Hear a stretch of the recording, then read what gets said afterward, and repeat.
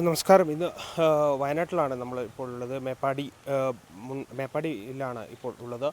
ഏതായാലും ഇന്ന് റെഡ് അലേർട്ടാണ് ഇവിടെ പ്രഖ്യാപിച്ചിരിക്കുന്നത്. ശക്തമായ മഴ ആണ് ഇതുകൊണ്ട് ഉദ്ദേശിക്കുന്നത്. ഇപ്പോൾ നിലവിലെ സാഹചര്യത്തിലൂടെ ചെറുതായി മഴ പെയ്യുന്നുണ്ട്. ഇപ്പോൾ ഇവിടുന്ന് ഞാൻ നിൽക്കുന്ന ഇടത്തു നിന്നും കഴിഞ്ഞ ദിവസം 4 മാസം മുമ്പ് ഉരുൾപൊട്ടലുണ്ടായ മുണ്ടക്കൈ ചൂരൽമല ഭാഗത്തേക്ക് ഇവിടുന്ന് വെറും 5 കിലോമീറ്റർ മാത്രമാണ് ഉള്ളത്. ഏതായാലും ശക്തമായൊരു മഴക്കുള്ള സാധ്യത തന്നെയാണ് പ്രവചിക്കപ്പെട്ടിരിക്കുന്നത്. രാവിലെ മുതൽ ചെറിയ രീതിയിലുള്ളൊരു മഴപ്പാറൽ മാത്രമാണ് ഉണ്ടായിരിക്കുന്നത്. കേരളത്തിലെ മലബാർ മേഖലയിൽ, അതായത് ചെന്നൈയിലുണ്ടായിരുന്ന, അല്ലെങ്കിൽ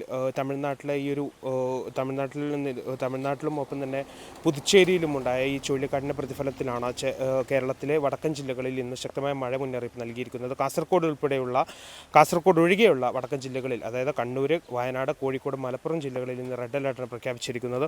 അതുകൊണ്ട് തന്നെ ശക്തമായ മഴക്കുള്ള ഒരു സാധ്യത തന്നെയാണ് മുന്നിലുള്ളത്. ഒപ്പം തന്നെ ഇപ്പോൾ വയനാട്ടിൽ ഇപ്പോൾ ചെറിയ രീതിയിലുള്ളൊരു മഴ പെയ്യുന്നുണ്ട്.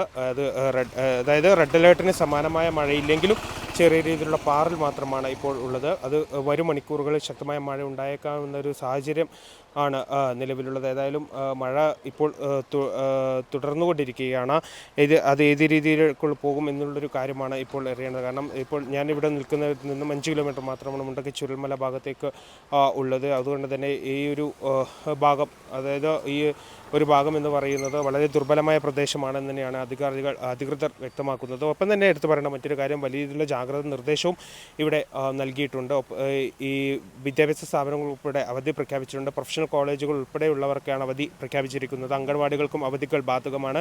ഒപ്പം തന്നെ എടുത്ത് പറയേണ്ട മറ്റൊരു കാര്യം, ഇവിടുത്തെ എക്സാമുകൾ, അതായത് പരീക്ഷകൾക്ക് മുൻകൂട്ടി നിശ്ചയിച്ച സർവകലാശാല ഉൾപ്പെടെയുള്ള പരീക്ഷകൾക്ക് മാറ്റമില്ല എങ്കിലും അത് തുടരുക തന്നെ ചെയ്യും. ഏതായാലും വിദ്യാഭ്യാസ സ്ഥാപനങ്ങൾക്ക് മാത്രമാണ് ഇപ്പോൾ അവധി പ്രഖ്യാപിച്ചിരിക്കുന്നത്. ഒപ്പം തന്നെ ഈ തുറസായ സ്ഥലങ്ങളിലേക്ക് അല്ലെങ്കിൽ ഇടിമിന്നൽ ജാഗ്രത ഉൾപ്പെടെയുള്ള ജാഗ്രതാ നിർദ്ദേശങ്ങൾ നൽകിയിട്ടുണ്ട്. ഒപ്പം തന്നെ ഈ തുറസായ സ്ഥലങ്ങൾ, ഒപ്പം തന്നെ ഈ ഒരു വെള്ളക്കെട്ട്, പുഴയിലേക്ക് കുളിക്കാറുന്നതൊക്കെ ഒഴിവാക്കണമെന്നാണ് അധികൃതർ ജനങ്ങളോട് ആവശ്യപ്പെട്ടിരിക്കുന്നത്. ഏതായാലും മഴ ശക്തമായി തുടരുമെന്ന് തന്നെയാണ് പ്രതീക്ഷിക്കുന്നത്. അതുകൊണ്ട് തന്നെ വിദ്യാഭ്യാസ സ്ഥാപനങ്ങൾക്ക് ഉൾപ്പെടെ വയനാട്ടിൽ ഇന്ന് അവധി പ്രഖ്യാപിച്ചിരിക്കണം. വയനാട്ടിൽ മാത്രമല്ല, കണ്ണൂർ, കോഴിക്കോട്, മലപ്പുറം ജില്ലകളിലും ഇന്ന് അവധി പ്രഖ്യാപിച്ചിരിക്കുകയാണ്. അതുകൊണ്ട് വരും മണിക്കൂറിൽ ശക്തമായ മഴയുണ്ടാകുമെന്ന് തന്നെയാണ് പ്രതീക്ഷിക്കുന്നത്.